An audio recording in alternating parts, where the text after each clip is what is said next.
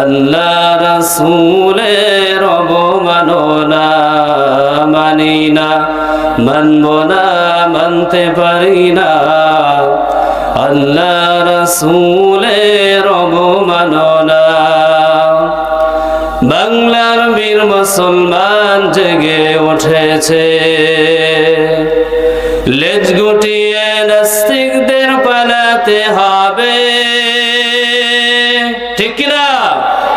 বাংলার জমিনের মধ্যে, এই বাংলার জমিনের মধ্যে যারা আল্লাহ তাআলার বিরুদ্ধে কথা বলবে, যারা আল্লাহর কোরআন কারীমের বিরুদ্ধে কথা বলবে, যারা রাসূল কারীম সাল্লাল্লাহু আলাইহি ওয়াসাল্লামের বিরুদ্ধে কথা বলবে, রাসূলের সুন্নাহর বিরুদ্ধে যারা কথা বলবে তথা দ্বীনের সঙ্গে যারা বেয়াদবি করবে, তাদের ঠাঁই এই বাংলার জমিনে নাই। কথা বলেন ঠিক কিনা? আরো জোরে বলেন ঠিক কিনা? বাংলার বীর মুসলমান জেগে উঠেছে, লেজ গুটিয়ে নাস্তিকদের পালাতে হবে।